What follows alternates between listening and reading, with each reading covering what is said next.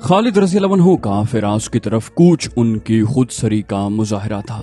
امیر المومنین حضرت ابو بکر صدیق رضی اللہ عنہ نے انہیں صرف فارس والوں سے لڑنے کی اجازت دی تھی۔ امیر المومنین کو یہ بھی توقع نہیں تھی کہ اپنی اتنی کم فوج فارس جیسی طاقتور فوج کو شکست دے گی، لیکن امیر المومنین ایسا خطرہ مول لینا نہیں چاہتے تھے کہ اتنی لڑائیاں لڑ کر رومیوں سے بھی ٹکر لی جائے۔ رومیوں کی فوج فارسیوں کی فوج سے بہتر تھی۔ یہ خالد رضی اللہ عنہ کا اپنا فیصلہ تھا کہ فراز کے مقام پر جا کر رومیوں اور فارسیوں کی ناکہ بندی کر دی جائے۔ خالد رضی اللہ عنہ چین سے بیٹھنے والے سالار نہیں تھے، اس کے علاوہ وہ رسول کریم صلی اللہ علیہ وسلم کے جنگی اصولوں کے شائق تھے، مثلا یہ کہ دشمن کے سر پر سوار رہو، اگر دشمن کی طرف سے حملے کا خطرہ ہے تو اس کے حملے کا انتظار نہ کرو بلکہ آگے بڑھو اور حملہ کر دو۔ خالد رضی اللہ عنہ نے اپنے آپ پر جہاد کا جنون طاری کر رکھا تھا۔ جب خالد رضی اللہ عنہ کے جاسوسوں نے انہیں اطلاع دینی شروع کی تو خالد رضی اللہ عنہ کے چہرے پر سنجیدگی طاری ہو گئی۔ انہیں پتہ چلا کہ وہ دو فوجوں کے درمیان آ گئے ہیں، ایک طرف رومی اور دوسری طرف فارسی، اور ان کے ساتھ عیسائی قبیلوں کے لوگ بھی تھے۔ خالد رضی اللہ عنہ کے ساتھ نفری پہلے سے کم ہو گئی تھی، کیونکہ جو علاقے انہوں نے فتح کیے تھے وہیں اپنی کچھ نفری کا ہونا لازمی تھا۔ بغاوت کا بھی خطرہ تھا اور آتش پرست فارسیوں کے جوابی حملے کا بھی۔ خالد رضی اللہ عنہ فراز میں رمضان 12 ہجری دسمبر 633 عیسوی کے پہلے ہفتے میں پہنچے تھے۔ مجاہدین روزے سے تھے۔ مجاہدین کی فوج دریائے فرات کے ایک کنارے پر خیمہ زن تھی، دوسرے کنارے پر بالکل سامنے رومی، ایرانی اور عیسائی پڑاؤ ڈالے ہوئے تھے۔ دونوں طرف کے سنتری فرات کے کنارے پر ہر وقت پہرے پر کھڑے رہتے اور گشتی سنتری گھوڑوں پر سوار دریا کے کناروں پر پھرتے رہتے۔ خود خالد رضی اللہ عنہ دریا کے کنارے دور تک چلے جاتے اور دشمن کو دیکھتے۔ ایک شام رومیوں اور ایرانیوں کی خیمہ گاہ میں ہڑبونگ مچ گئی اور وہ لڑائی کے لیے تیار ہو گئے۔ وجہ یہ ہوئی کہ مسلمانوں کے کیمپ سے ایک شور اٹھا تھا اور دف اور نقارے بجنے لگے تھے۔ تمام فوج اچھل کود کر رہی تھی۔ دشمن اسے حملے سے پہلے کا شور سمجھا۔ اس کے سالار وغیرہ فرات کے کنارے پر آ کر دیکھنے لگے۔ دشمن کے کسی سالار نے چلا کر کہا، ان کے گھوڑے زینوں کے بغیر بندھے ہوئے ہیں، وہ تیاری کی حالت میں نہیں ہیں۔ کسی اور نے کہا، وہ دیکھو آسمان کی طرف دیکھو، مسلمانوں نے عید کا چاند دیکھ لیا ہے، آج رات اور کل سارا دن یہ لوگ خوشیاں منائیں گے۔ اگلے روز مسلمانوں نے ہنگامہ خیز طریقے سے عید الفطر کی خوشیاں منائیں۔ اسی خوشی میں فتوحات کی مسرتیں بھی شامل تھیں۔ مسلمان جب عید کی نماز کے لیے کھڑے ہوئے تو دریا کے کنارے اور کیمپ کے ارد گرد سنتریوں میں اضافہ کر دیا گیا تاکہ دشمن نماز کی حالت میں حملہ نہ کر سکے۔ خالد رضی اللہ عنہ نے نماز کے بعد مجاہدین سے مختصر سا خطاب کیا۔ مجاہدین اسلام، نماز کے بعد ایسے انداز سے اس تقریب سعید کی خوشیاں مناؤ کہ دشمن یہ تاثر لے کہ مسلمانوں کو کسی قسم کا اندیشہ نہیں اور انہیں اپنی فتح کا پورا یقین ہے۔ دریا کے کنارے جا کر ناچو کودو، تم نے جس طرح دشمن پر اپنی تلوار کی دھاک بٹھائی ہے اسی طرح اس پر اپنی خوشیوں کی بھی دھاک بٹھا دو۔ لیکن میرے رفیقو، اس حقیقت کو نہ بھولنا کہ تم اللہ کی طرف سے آئی ہوئی ایک سے ایک کٹھن آزمائش میں پورے اترے ہو، مگر اب تمہارے سامنے سب سے زیادہ کٹھن اور خطرناک آزمائش آ گئی ہے۔ تمہارا سامنا اس وقت کی دو طاقتور فوجوں سے ہے جنہیں عیسائیوں کی مدد بھی حاصل ہے۔ میں جانتا ہوں تم جسمانی طور سے لڑنے کے قابل نہیں رہے، لیکن اللہ نے تمہیں روح کی جو قوتیں بخشی ہیں انہیں کمزور نہ ہونے دینا، کیونکہ تم ان قوتوں کے بل پر دشمن پر غالب آتے چلے جا رہے ہو۔ میں بتا نہیں سکتا کہ کل کیا ہوگا، اس لیے ہر خطرے کے لیے تیار رہو، اللہ تمہارے ساتھ ہے۔ خالد رضی اللہ عنہ کے خاموش ہوتے ہی مجاہدین کے نعروں نے ارض و سما کو ہلا ڈالا۔ پھر سب دوڑتے کودتے دریا کے کنارے جا پہنچے۔ انہوں نے دریا کے کنارے گھوڑے بھی دوڑائے اور ہر طرح عید کی خوشیاں منائیں۔ خالد رضی اللہ عنہ کے سالاروں کو توقع تھی کہ خالد بن ولید یہاں بھی شبخون کی سوچ رہے ہوں گے۔ خالد رضی اللہ عنہ نے اتنے دن گزر جانے کے باوجود بھی سالاروں کو نہیں بتایا تھا کہ وہ کیا کرنا چاہتے ہیں۔ 1 مہینہ گزر چکا تھا، فوجیں آمنے سامنے بیٹھی تھیں۔ آخر خالد رضی اللہ عنہ نے اپنے سالاروں کو مشورے، تجاویز اور احکام کے لیے بلایا۔ انہوں نے کہا، میرے رفیقو، شاید تم یہ سوچ رہے ہوگے کہ یہاں بھی شبخون مارا جائے گا، لیکن تم دیکھ رہے ہو کہ یہاں صورتحال شبخون والی نہیں۔ دشمن کی تعداد بہت زیادہ ہے، ہم ہمیشہ قلیل تعداد میں لڑے ہیں، لیکن یہاں ہمارے درمیان دریا حائل ہے، دشمن اس دریا سے فائدہ اٹھا سکتا ہے۔ تم نے دیکھ لیا ہے کہ دشمن اتنی زیادہ تعداد کے باوجود ہم پر حملہ نہیں کر رہا، اس سے صاف ظاہر ہوتا ہے کہ وہ احتیاط سے کام لے رہا ہے۔ हमारे लिए बेहतर ये है कि उसकी एहतियात को हम और तूल दें और हमले में पहल न करें। मैं चाहता हूँ कि हमले में पहल वो करे। अगर तुम कोई मशवरा देना चाहो तो मैं उस पर गौर और अमल करूंगा। तकरीबन तमाम सालारों ने मुत्तफिका तौर पर कहा कि हम पहल न करें और कोई ऐसी सूरत पैदा करें कि दुश्मन दरिया उबूर कर आए। कुछ देर सालारों ने बहस व मुबाहसा किया और एक तजवीज पर मुत्तफिक हो गए और उसी रोज उस पर अमल शुरू कर दिया। उसके मुताबिक कोई एक दस्ता तैयार होकर दरिया के साथ किसी तरफ चल पड़ता। दुश्मन ये समझता कि मुसलमान कोई नक्लो हरकत कर रहे हैं, चुनाचे उसे भी उसके मुताबिक कोई नक्लो हरकत या पेशबंदी करनी पड़ती। ये सिलसिला 15-16 दिन चलता रहा। बाज़ मौरिखों ने लिखा है कि रूमी मुसलमान की इन हरकत से तंग आ गए। वो पहले ही मुसलमानों के खिलाफ किसी मैदान में नहीं लड़े थे। उनके सालारों के जहनों पर ये बात आसेब की तरह सवार हो गई थी कि जिस कलील फौज ने फारसियों जैसी ताकत और फौज को हिलने के काबिल नहीं छोड़ा, वो फौज कोई खास दाव चलती है जिसे उनके सिवा और कोई नहीं समझ सकता। पहले बताया जा चुका है कि खालिद रज़ियल्लाहु अन्हु दुश्मन पर नफ्सियाती वार करने की महारत रखते थे। इस सूरत हाल में भी उन्होंने रूमियों को तजब्जुब में मुब्तला करके उनके जहनों पर ऐसा नफ्सियाती असर डाला कि वो न कुछ समझने के और न कोई फैसला करने के काबिल रहे। 21 जनवरी 634 ईस्वी 15 ज़िक़ाद 12 हिजरी के रोज दुश्मन इस कदर तंग आ गया कि एक सालार ने दरिया के किनारे खड़े होकर बड़ी बुलंद आवाज से मुसलमानों से कहा, क्या तुम दरिया पार करके इधर आओगे या हम दरिया पार करके उधर आ जाएं? लड़ना है तो सामने आओ। खालिद रज़ियल्लाहु अन्हु ने ऐलान करवाया, हम तादाद में बहुत थोड़े हैं, हमसे डरते क्यों हो? तुम्हारी तादाद इतनी ज्यादा है कि तुम्हें हमसे पूछे बगैर इधर आ जाना चाहिए। दुश्मन की तरफ से ललकार सुनाई दी, फिर संभल जाओ, हम आ रहे हैं। दुश्मन ने दरिया उबूर करना शुरू कर दिया। खालिद रज़ियल्लाहु अन्हु ने अपने मुजाहिदीन को दरिया के किनारे से हटाकर कुछ दूर लड़ाई की तरतीब में कर लिया। हस्बे मामूल उनकी फौज 3 हिस्सों में बटी हुई थी और खालिद रज़ियल्लाहु अन्हु खुद दरमियानी हिस्से के साथ थे। जंगी मुबस्सिरों ने लिखा है कि खालिद रज़ियल्लाहु अन्हु ने दुश्मन के लिए इतनी ज्यादा जगह खाली कर दी कि दुश्मन और उसके पीछे दरिया, उन दोनों के दरमियान उतनी जगह खाली रहे कि उसके अकब में जाना पड़े तो जगह मिल जाए, वरना दरिया उनके अकब की हिफाजत करता। जब दुश्मन मैदान में आ गया तो रूमी जर्नैलों ने फारसियों और ईसाइयों के लश्कर को उनके कबीलों के मुताबिक तकसीम कर दिया। उन्होंने ईरानी सालारों से कहा कि इस तकसीम से ये पता चल जाए कि कौन किस तरह लड़ा है, भागने वालों के कबीलों का भी इल्म हो जाएगा। ये तकसीम इस तरह हुई कि रूमी अलग हो गए, मदाइन की फौज उनसे कुछ दूर अलग हो गई और ईसाइयों के कबीले मदाइन की फौज से अलग, और हर कबीला एक दूसरे से अलग अलग हो गया। रूमी जर्नैलों ने ये तकसीम इसलिए भी की थी कि मुसलमानों को भी इस तकसीम के मुताबिक अपनी तकसीम करनी पड़ेगी, जिसके नतीजे में वो बिखर जाएंगे और उन्हें आसानी से शिकस्त दी जा सकेगी। खालिद रज़ियल्लाहु अन्हु ने दुश्मन को इस तरह तकसीम होते देखकर अपने सालारों को बुलाया और उनसे कहा, मेरे रफीको, खुदा की कसम, दुश्मन खुद अहमक है या हमें अहमक समझता है? क्या तुम नहीं देख रहे कि दुश्मन ने अपनी जमीयत को किस तरह बखेर दिया है? सालार काका बिन अमर ने कहा, दुश्मन ने हमारे लिए एक मुश्किल पैदा कर दी है इब्ने वलीद, उसके मुताबिक हमें भी बिखरना पड़ेगा, फिर एक एक का मुकाबला 10-10 के साथ होगा। खालिद रज़ियल्लाहु अन्हु ने कहा, दिमागों को रोशनी देने वाला अल्लाह है, हम आमने सामने की लड़ाई नहीं लड़ेंगे। सवार दस्तों के सालार सुन लें, फौरन सवार 2 हिस्सों में तकसीम होकर दुश्मन के दाएं और बाएं चले जाएं। प्यादे भी उनके साथ रहें और दाएं और बाएं पहुंचकर अकब में जाने की कोशिश करें। मैं अपने दोस्तों के साथ दुश्मन के सामने रहूंगा। दुश्मन पर हर तरफ से शदीद हमला कर दो। दुश्मन अभी लड़ाई के लिए तैयार नहीं हुआ।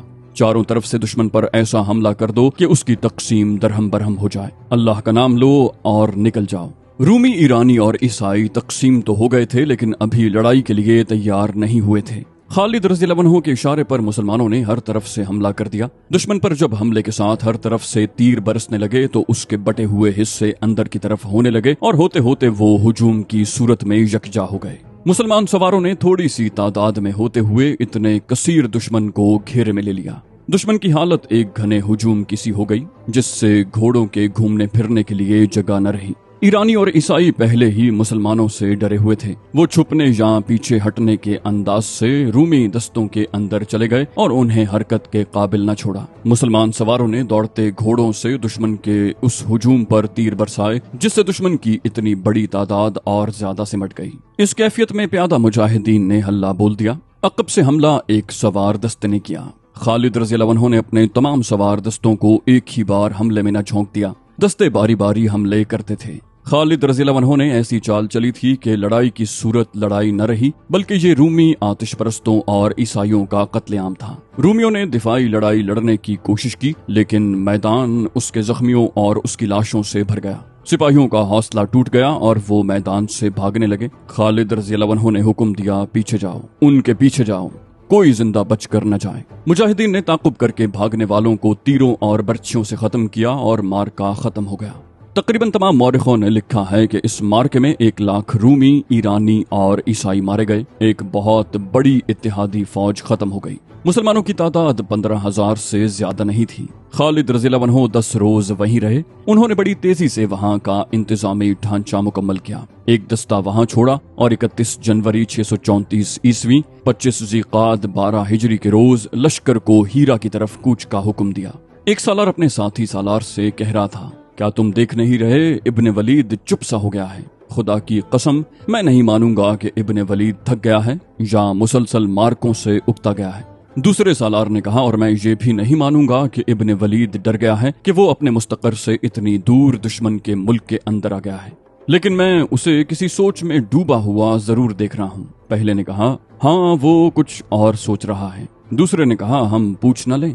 पहले ने कहा, हम नहीं पूछेंगे तो और कौन पूछेगा। खालिद रज़ियल्लाहु अन्हु सोच में डूब ही जाया करते थे।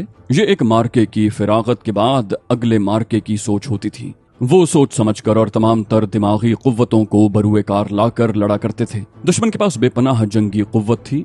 वो गहरी सोच के बगैर अपनी फौज की बर्तरी और इफरात के बलबूते पर भी लड़ सकता था। मुसलमान ऐसा खतरा मोल नहीं ले सकते थे। उनकी तादाद किसी भी मार्के में 18,000 से ज्यादा नहीं थी। उनकी तादाद 15 और 18,000 के दरमियान रहती थी। एक एक मुजाहिद का मुकाबला 3 से 4 कुफ्फार से होता, लिहाजा उन्हें अक्ल और होशमंदी की जंग लड़नी पड़ती थी। ऐसी अक्ल और होशमंदी में खालिद रज़ियल्लाहु अन्हु का कोई सानी न था। इन्हीं औसाफ की बदौलत रसूल अकरम सल्लल्लाहु अलैहि वसल्लम ने उन्हें अल्लाह की तलवार कहा था।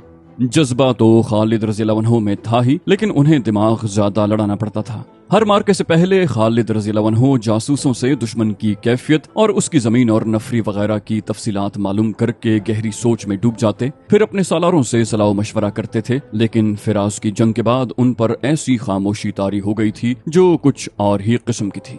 उनकी इस खामोशी को देखकर उनके सालार कुछ परेशान हो रहे थे। ये फिराज से हीरा की तरफ कूच से 2 रोज पहले का वाकया है। 25 ज़िक़ाद 12 हिजरी 3-4 सालार खालिद रज़ियल्लाहु अन्हु के खैमे में जा बैठे। सालार काका बिन अमर ने कहा, इब्ने वलीद, खुदा की कसम, जिस सोच में तू डूबा हुआ है उसका ताल्लुक किसी लड़ाई के साथ नहीं। हम एक ही मंजिल के मुसाफिर हैं, तुझे अकेला परेशान नहीं होने देंगे। खालिद रज़ियल्लाहु अन्हु ने सबकी तरफ देखा और मुस्कुराए। कहा, इब्ने अमर ठीक कहता है। मैं जिस सोच में पड़ रहता हूँ उसका ताल्लुक किसी लड़ाई के साथ नहीं। एक और सालार ने कहा, कुछ हमें भी बता इब्ने वलीद। खुदा की कसम, तू पसंद नहीं करेगा कि हम सब तुझे देख देख कर परेशान होते रहें। खालिद रज़ियल्लाहु अन्हु ने कहा, नहीं पसंद करूंगा। तुम में से कोई भी परेशान होगा तो ये मुझे नापसंद होगा।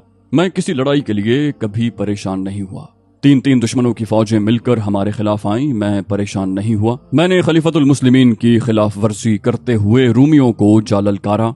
मैंने एक खतरा मोल लिया था, मैं परेशान नहीं हुआ। मुझे हर मैदान में और हर मुश्किल में अल्लाह ने रोशनी दिखाई है और तुम्हें अल्लाह ने हिम्मत दी है कि तुम इतने जर्री दुश्मन पर गालिब आए।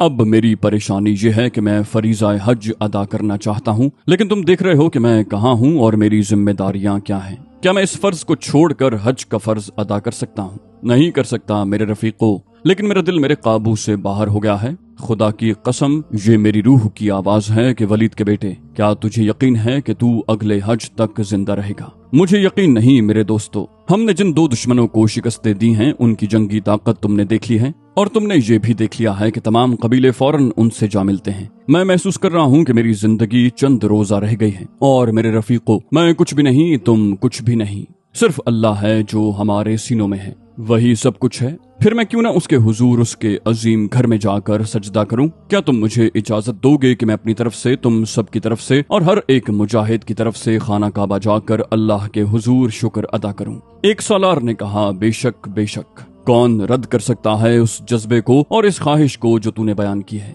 मुसन्ना बिन हारिसा ने कहा, लेकिन तू हज पर जाएगा कैसे इब्ने वलीद? पीछे कुछ हो गया तो? खालिद रज़ियल्लाहु अन्हु ने कहा, मैं किसी लड़ाई में मारा जाऊंगा तो खुदा की कसम तुम ये नहीं सोचोगे कि अब क्या होगा। क्या मेरे न होने से तुम्हारे हौसले टूट जाएंगे? नहीं, ऐसा नहीं होगा। काका बिन अमर ने कहा, रब्बे काबा की कसम ऐसा नहीं होगा। हम में से कोई एक भी जिंदा होगा तो वो इस्लाम के परचम को गिरने नहीं देगा। यूं कर इब्ने वलीद आज ही कासिद को रवाना कर दे कि वो अमीरुल मोमिनीन से इजाजत ले आए कि तू हज पर जा सकता है। खालिद रज़ियल्लाहु अन्हु ने मुस्कुराकर कहा, जिस सोच ने मुझे परेशान कर रखा है यही वो सोच है। मैं जानता हूँ अमीरुल मोमिनीन इजाजत नहीं देंगे, उन्हें यहाँ के हालात का इल्म है। अगर वो इजाजत दे भी दें तो ये खतरा पैदा हो जाएगा कि दुश्मन को पता चल जाएगा कि इब्ने वलीद चला गया है। मैं अपने लश्कर को भी नहीं बताना चाहता कि मैं उनके साथ नहीं हूँ। मैं बहुत कम वक्त में जाकर वापस आना चाहता हूँ। मुसन्ना बिन हारिसा ने कहा, खुदा की कसम वलीद के बेटे, तू नहीं जानता कि तू जो कुछ कह रहा है ये नामुमकिन है। खालिद रज़ियल्लाहु अन्हु ने कहा, अल्लाह नामुमकिन को मुमकिन बना दिया करता है। इंसान को हिम्मत करनी चाहिए। मैं तुम्हें बताता हूँ कि मैं क्या करूंगा और किस रास्ते से जाऊंगा। खालिद रज़ियल्लाहु अन्हु ने उन्हें पहले ये बताया कि वो क्या करें, फिर वो रास्ता बताया जिस रास्ते से उन्हें हज के लिए मक्का जाना और आना था। हज में सिर्फ 14 दिन बाकी थे और फिराज से मक्का तक की मुसाफत तेज चलने से 2.5 महीने से कुछ ज्यादा थी।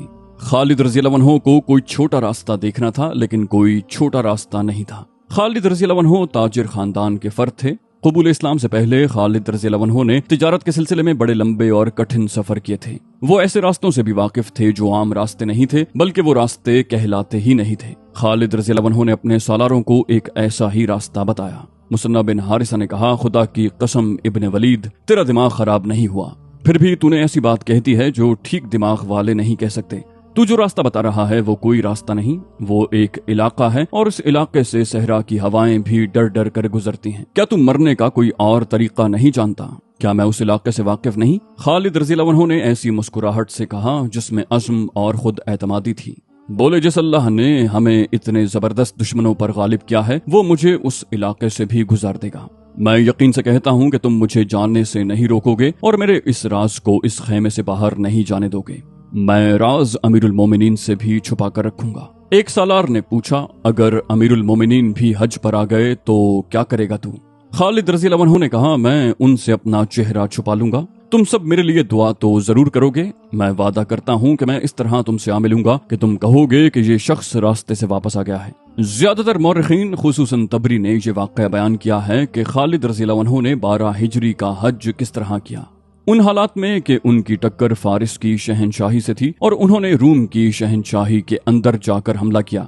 ये खतरा हर लम्हा मौजूद था कि ये दोनों बादशाहियां मिलकर हमला करेंगी। इस खतरे के पेश नजर खालिद रज़ियल्लाहु अन्हु वहां से गैर हाजिर नहीं हो सकते थे, लेकिन हज का अज़्म इतना पक्का और ख्वाहिश इतनी शदीद थी कि वो उसे दबा न सके।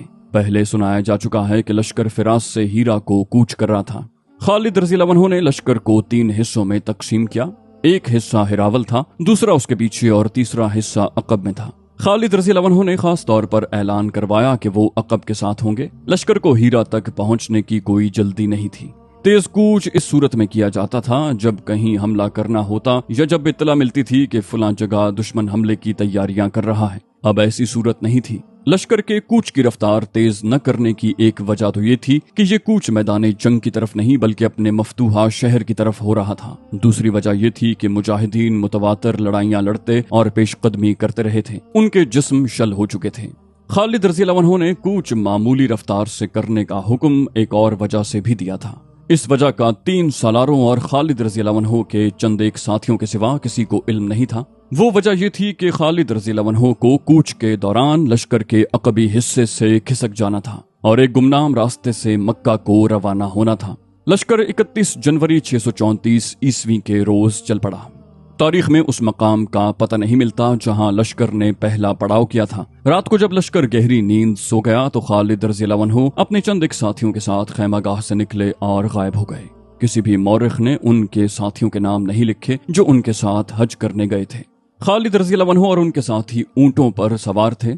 जिस इलाके में से उन्हें गुजरना था वहां से सिर्फ ऊंट गुजर सकता था, घोड़ा भी जवाब दे जाता। सहराओं में बाज इलाके बेहद दुश्वार गुजार होते थे। मुसाफिर उधर से गुजरने की जुर्रत नहीं करते थे। सहराई कज़ाक और बड़े पैमाने पर राहज़नी करने वाले इन्हीं इलाकों में रहते थे और लूटमार का माल वहीं रखते थे। इनमें कुछ इलाके ऐसे खौफनाक थे कि कज़ाक और रहज़न भी उनमें दाखिल होने की जुर्रत न करते। उस दौर में सहरा के जिस इलाके को दुश्वार गुजार और खतरनाक कहना होता था तो कहा जाता था कि वहां तो डाकू और रहज़न भी नहीं जाते।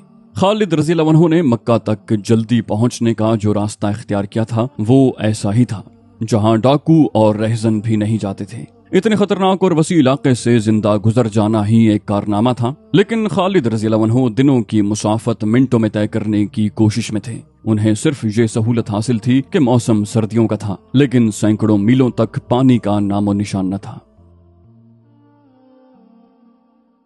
तो दोस्तों, ये थी हमारी आज की एपिसोड। उम्मीद करते हैं आपको हमारी एपिसोड पसंद आई होगी। जाने से पहले इस वीडियो को लाइक, शेयर और कमेंट करना मत भूलिए, और अगर आप हमारे चैनल पर नए हैं तो इसे सब्सक्राइब कीजिए और बेल आइकन पर क्लिक कीजिए ताकि आपको तमाम वीडियोस फौरन मिलती रहें। अगली वीडियो तक के लिए अपना ख्याल रखिए। अल्लाह हाफिज।